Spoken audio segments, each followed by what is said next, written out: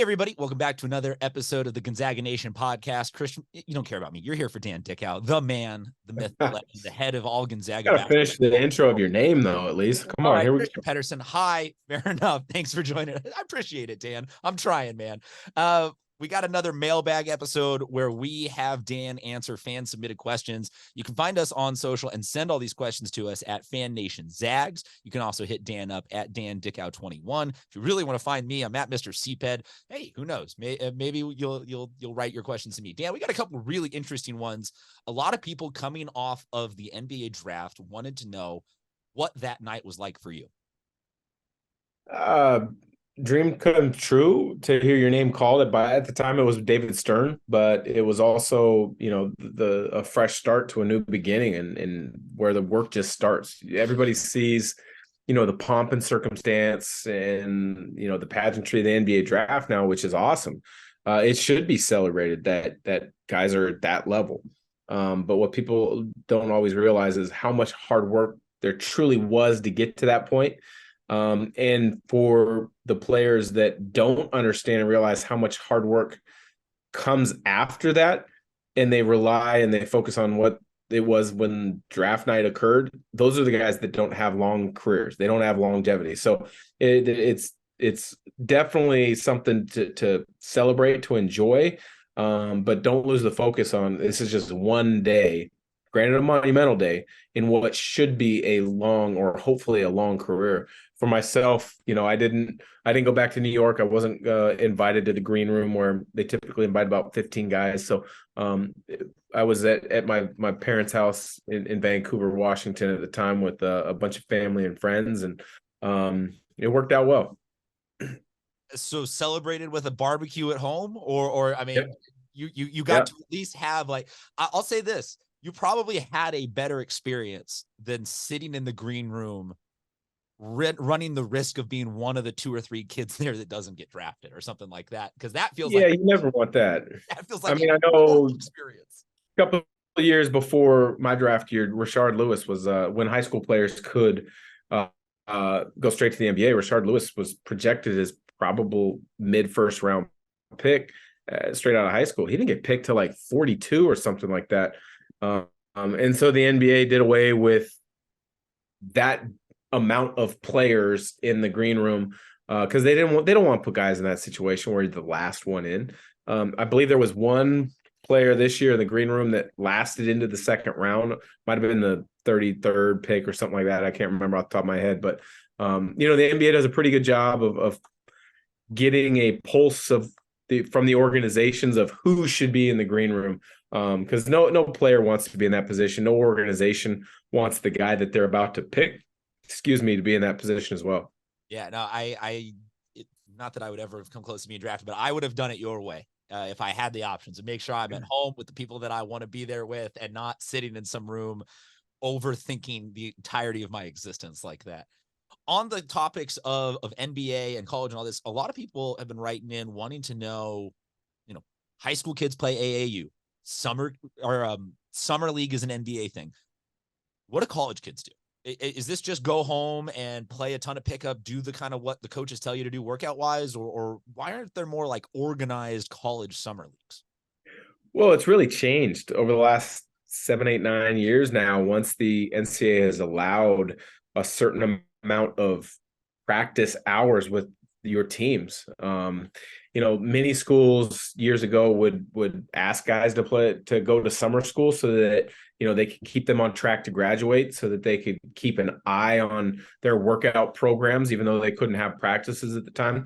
When the NCAA lifted those restrictions and allowed teams to have full-on practices in the summer, it did a couple different things, in my opinion. One, it did make sure that every player was on track to graduate, which is great. But that in turn opened up players graduating on time or graduating early. So there's been the influx of the grad transfer rule.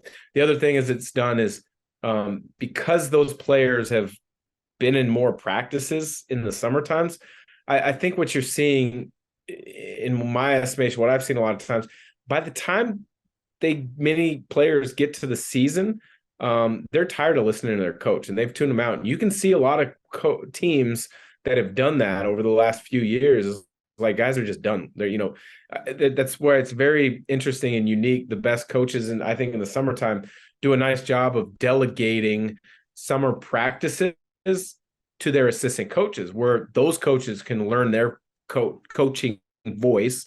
They can learn how to impact a practice in a head role as opposed to a secondary role many times. And then I think that also allows the head coach's voice to be more impactful during the regular season when it really matters. So, those summer practices have those consequences and many of those results. I think you do see better basketball early in the season now because of these practices.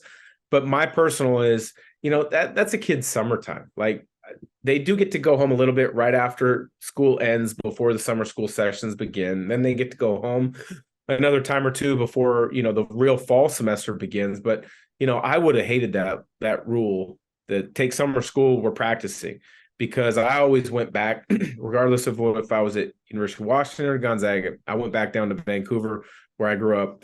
I had a core group of guys that I would work out with. I had strength workouts that were already pre-planned and situated and organized. And then I played in the Portland. I would find as many pickup games in the Portland area as I could against other high-level players. And then I'd play in the Portland Summer Pro-Am League, where if a Summer Pro-Am League is sanctioned by the NCAA, you can play in that summer league, where it's essentially you got pros, both NBA and overseas, as well as then, other players from the area that maybe recently retired, who are still can play at a high level. And then college guys would play in those leagues. And for me, that was one of the best things for me in my early career. I had a chance to play because it's a little different setup. Granted, it's not like a true game where every possession is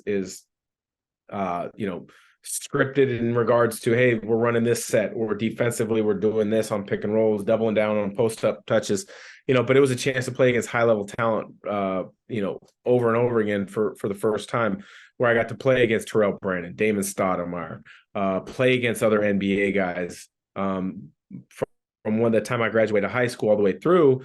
And then it helped me as a pro, actually, when I was still playing that summer pro-am as a pro, because I had all the young guys at that time. Salim Stoudemire, who was at Arizona, played in the NBA for a while. Chris Rogers, who played at Arizona as well from the Portland area. Brandon Brooks, who played at USC, was an unbelievable talent. He just didn't make it.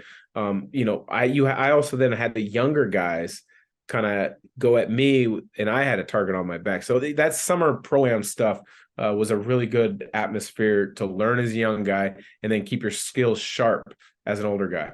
I can't imagine being a fly on the wall for some of those games of a 21-year-old Dan Dickau in a pro-am, just having fun, cutting it loose over the summer. And in thinking about this question, it kind of like got me like stuck on this, like, holy heck, college, you would think it goes high school, they're kids, college, it's pro prep, and then pro, it's like, it's a job. But college is kind of the one time that these kids still get to be kids in this whole process and have like a little teeny bit of a, just go have summer, go be detached. And I thought it was really interesting kind of thinking about that when we were doing the show prep through all of this. Remember, you can send your questions to Fan Nation Zags on all of our social media, and subscribe to Gonzaga Nation at wherever you get your podcasts. Dan, this one, it has more to do with the drip, as the kids would say these days. If you could bring back, I see you rolling your eyes. I apologize for causing you flashbacks. But if you could bring back one former Gonzaga uniform look to be part of the current rotation, what would you do? Wow. Gonzaga's had, a relationship with Nike for a number of years, going back to even before, to the 90s. And after they really kind of fully entrenched themselves as one of the great programs, they, became one of the Nike elite programs. And so they get unique colorways with their shoes. They get, more gear than the guys know what to do with. And they get, uniforms that are, specially crafted sometimes for one game is all during the season. I think the one jersey that I really like that I would like to see them wear a little bit more often is the red one. I know a lot of fans have told me they hate the red jerseys, but I thought it's a unique look. I thought it was really cool. I mean, Gonzaga now over the years is obviously white. They've worn the red, or sorry, the blue. They've had gray. They've had camo because they've played on the aircraft carrier, as well as that game in Japan years ago. They've played with the N7, the Native American teal turquoise jersey a few times. But I really like that red one. They've had black before, but I really like the red jersey, even though some fans didn't like it at all. You're talking about these, yes? Yes, those ones right there. Absolutely. Boy, and co-host Adam Morrison. Yes, that's quick research right there. Dan, hey man, I'm trying. I've lost where the Zoom window is with. There we go. Not that great at research, but yeah, okay. I like that. I dig that because that's red on the bottom too. And oddly enough, most of these are photos of Mo rocking this, but I like that. Okay, there you go. I can dig that. If do you have one of those? Did you get to wear those, or were those just? No, my era we had one white jersey, one navy blue jersey. That's all we had. Well, Gonzaga, if anybody from the school is listening, let's get a throwback alternate Dickau of these made up for him to wear for the show going forward. I don't know. I don't think we have that kind of pull, but let's put it out into the universe to see if we have that kind of fandom at the school. Thank you, Dan, for another mailbag episode. I apologize for using the term drip in your general direction. I will fix that from my vocabulary going forward. And thank you, fans, for submitting these questions. As always, you can hit us up at Fan Nation Zags on social media. You can hit Dan up at Dan Dickau 21. Subscribe to Gonzaga Nation wherever you get your podcasts, and we'll talk to you guys soon.